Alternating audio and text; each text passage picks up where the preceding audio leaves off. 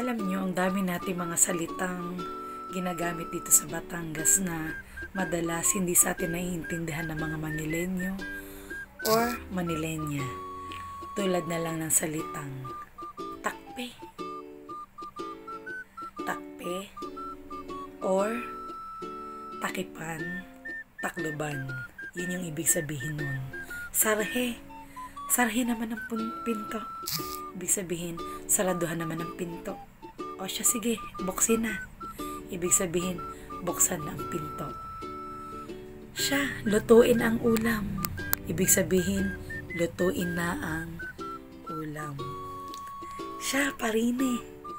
Ibig sabihin, pumunta ka na dito. Siya, dini na lang. Dini na laan. Or, dito na lang. Yun, diba? Ano pa ba yung ibang mga Tagalog na ginagamit natin na para naiiba? Panoorin mo nga din eh. Ibig sabihin, panoorin mo nga dito. Siya, takbuhin naman iyon. Ibig sabihin, takbuhin mo naman iyon. Takbuhe.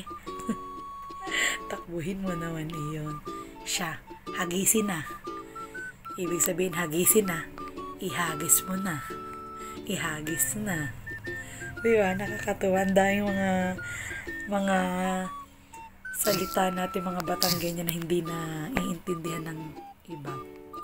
Siya, diligin na yan. Diligin na ang halaman at matutuyo na. Ibig sabihin, diligan na or diligin na. Diligin mo na ngayon ng halaman. Matutuyo na.